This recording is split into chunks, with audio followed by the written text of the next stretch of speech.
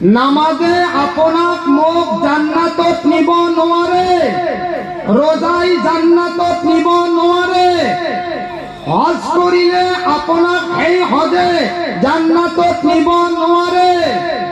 কোনোবা কোৰআন হাদিসত আলিম উলামায়ে কৈছে নেকি যে হজ কৰিবলৈ গলে তেওঁ নিষ্পাপ হৈ যায়?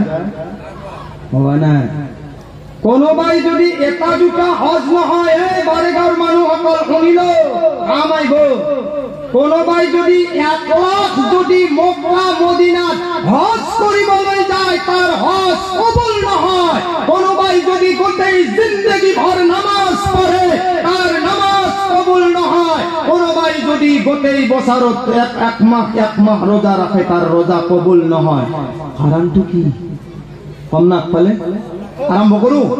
আপনারা মোর লগে লগে অলপ সময় কব, মই আরম্ভ কৰি আছো। কক সুবহানাল্লাহ। আমার আল্লাহ রব্বুল ইজ্জতে কোরআনে কারিমত আইছে, ও চাচা ইফালে না চাবি। আমার আল্লাহ কোরআনে কারিমত কইছে, ইয়া আইয়ুহাল্লাযীনা আমানু লা তাকুলুর রিবা। আমার আল্লাহ রব্বুল ইজ্জতে কোরআনে কারিমত কইছে, এই ইমানদার বান্দা সকল। আমি তুই ইমানৰ পৰিচয় দিছো। আমি আল্লাহক নেদেখি বিশ্বাস কৰি আছো। কি কম ও বাপুতিছা? আৰু আমি ইমানৱালা।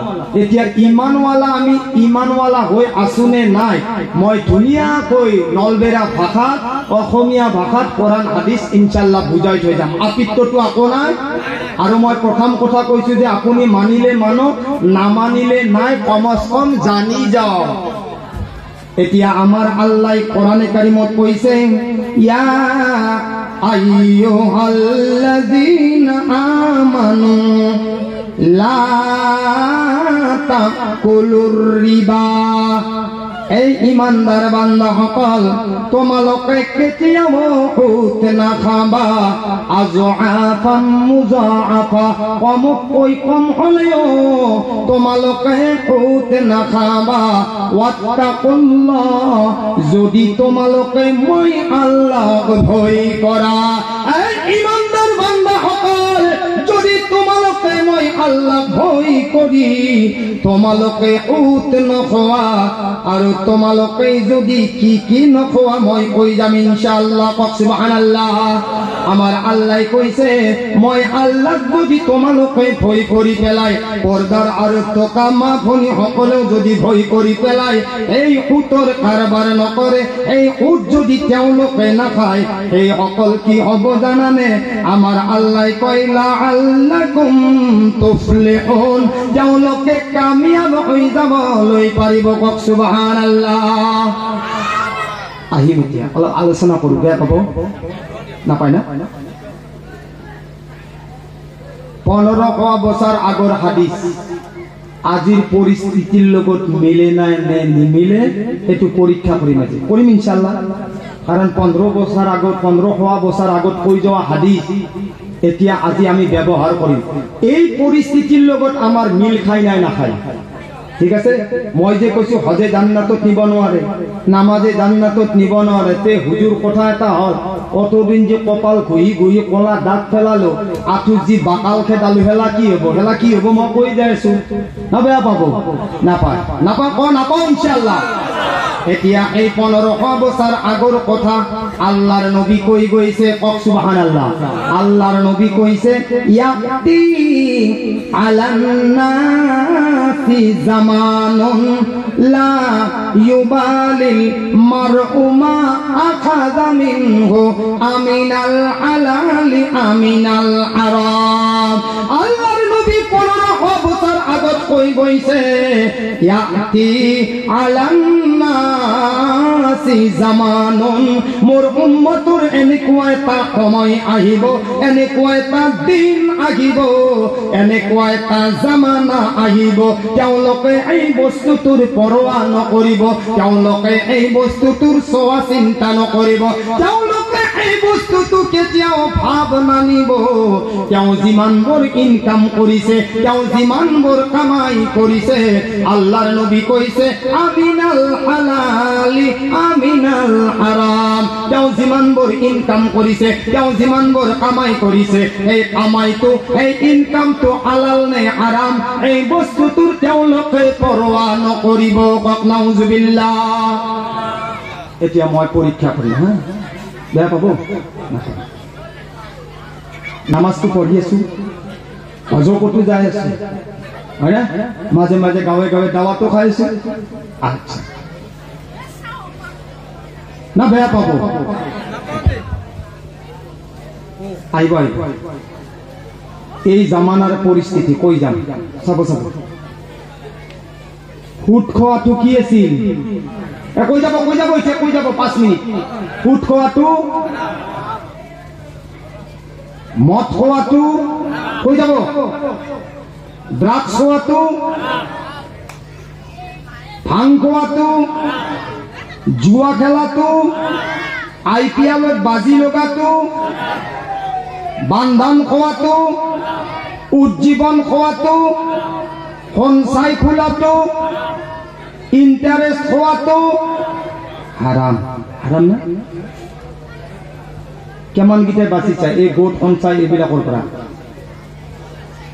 কাৰ পৰিয়ালত নাই? চাব চাব চাব। জান্নাতৰ যাৱাৰ আশাটো চব কৰি আছো না। আচ্ছা, এতিয়া আমি এই হাদিসটোৰ পিছত আমি যে চোৱা চিতা কৰা নাই, বান্ধানো আমাক লাগে। আইমাই সকল পৰ্দাৰ আৰু ভালকৈ জানে, বান্ধানো আমাক লাগে, উজ্জীৱনো লাগে, গোটো লাগে, সঞ্চয়ো লাগে, মা বাবাক ধোকা দি IPL-ও মাৰিব লাগে, লাগে নে নালাগে?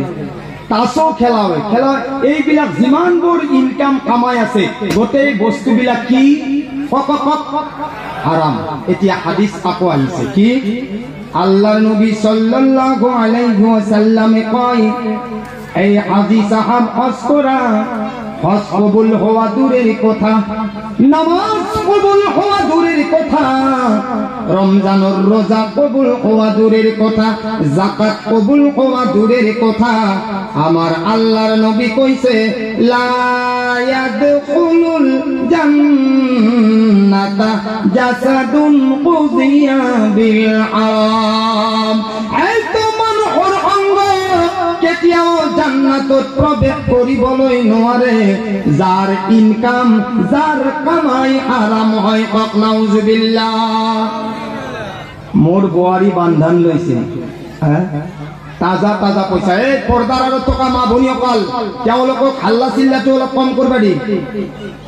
এই পৰ্দাৰ টাকা সৰু বাচ্চা বিলাক অলপ ৰাখাৰ চেষ্টা কৰ, নহলে ইয়াত বাহিৰৰ পৰা ভিতৰত আৱাজ আহিছে। কাৰণ আওৰাতৰ অৰ্থ হৈছে পৰ্দা কৰা। আজিৰ জামানাত আওৰাতৰ মাতটোৱে হৈছে ডাঙৰ, পুৰুষত কৰি 8 গুণ ডাঙৰ। সরকারে পাওয়ার দিছে, আমার কোরআনে পাওয়ার দিছে কি? আর रिजालु कव्वामुना अलन निसा, मर्दों को चाहिए कि औरतों पर हुकूमत करे। আমার যিসকল মুৰব্বী আছে, ডেকা সকল আছে, তেওঁলোকে এটা বস্তু জানিব লাগে, আল্লাহ আমাক পাৱাৰ দিছে যে তোমালোকে মাইকীখিনিক চম্ভালে ৰাখা, তোমালোকৰ তলত ৰাখা। কাৰণ এই সকল মাইকী, এই সকল ছোৱালীক যেতিয়া আপোনালোকে নিকাহ পাতি আনিবা, তেতিয়া তোমালোকৰ ভৰিৰ তলত জান্নাত, তেওঁলোকৰ ভৰিৰ তলত জান্নাত নহয়। ঠিক আছে? এতিয়া কোৰআনে কাৰিমৰো আমি উল্টা কৰি আছো, মলা বুঝাই থৈ যাও কেনেকুৱা উল্টা। চাব চাব এই পৰিস্থিতিটো হয় না? সৰকাৰে পাওয়াৰ দিছে, ফুল পাওয়াৰ দিছে। কি পাওয়াৰ দিছে? গোট লোৱা পাওয়াৰটো কাক দিছে? বান্ধন লোৱা পাওয়াৰটো, উজ্জীৱন লোৱা পাওয়ারটো, গোট খোলা পাওয়ারটো, সঞ্চয় খোলা পাওয়ারটো মহিলা। চাব চাব একদম চাব, পাওয়ারটো দিছে, পাওয়ারটো দি দিছে না? দিছে। চাব চাব এতিয়া এই বান্ধানোর পয়সাটো মোর বা আপনার মাইকিয়ে মারে না আপুনি মারে? না না, কথাটো কৈ যাও না। তেওঁলোকৰ মাকৰ পৰিয়ালৰ উচুৰকাৰ পইচা দেয়, আপুনিয়ে দেয় না? আমিয়ে দেও না? না, ৰিস্কা মাৰি, ঠেলা মাৰি আমি আমাৰ লড়া ছোৱালীক আমি লঘনত ৰাখো। কিছুমান ছোৱালী আছে, কিছুমান লড়া আছে, মাসুম মাসুম বাচ্চা, তেওঁলোকৰ কেতিয়াবা মন যায় খাবলৈ, তেওঁলোকে কান্দে, মাক দেউতাকে তেওঁলোকৰ ৰুজি মাৰিছে, বন্ধন লোৱা নাই। প্ৰথম শব্দ কি কয় জানা? তোমাৰ পচন্দনীয় চলা মই আনি দিব নোৱাৰো, মোৰ বান্ধন আছে। কি কয়? মোৰ গোট আছে, মোৰ সঞ্চয় আছে। মাছুম ল'ৰাবিলাকৰো তেওঁলোকে ৰুজি কি কৰি আছে? মাৰি আছে। আৰু এই বান্ধন গোট সঞ্চয় যিমানখিনি মানুহক বেইজ্জাতি কৰিছে পৃথিৱীৰ ভিতৰত, সিমানখিনি আমি বেইজ্জাত হ'ব লগা হোৱা নাই। কাৰণটো কি জানে? এতিয়া শুনক, এইটো কোনো আমাৰ সহায়কাৰী নহয়। শুনক, এইটো কোনো সহায়কাৰী নহয় যে আমি বান্ধনৰ পৰা সহায় পাইছো, গৌতৰ পৰা আমি সহায় পাইছো, উজ্জীৱনৰ পৰা আমি সহায় পাইছো। এইটো সহায় নহয়। আপোনালোকেতো ঘৰত বহি আছে, কি গম পাব দেশৰ খবৰ? এইটো এটা ঈশাই সাজিশ। ঈশাই বুজি পায় না? কাৰণ আমাৰ কোৰানে কাৰিমত আহিছে যে মাইকী মানুহে পৰ্দা কৰিব লাগে, মাইকী মানুহে স্বামীৰ কথা মানিব লাগে, মাইকী মানুহে স্বামীৰ বিনা অনুমতি বাহিৰত যাব নালাগে, মাইকী মানুহে স্বামীৰ মুখে মুখে তৰ্ক কৰিব নালাগে। আৰু যদি কৰে সেইজন মাইকীৰ ওপৰত আল্লাহৰ লানত পৰে। এতিয়া এই পাৱাৰটো, তৰ্ক কৰা পাৱাৰটো ক'ত দিছে জানে?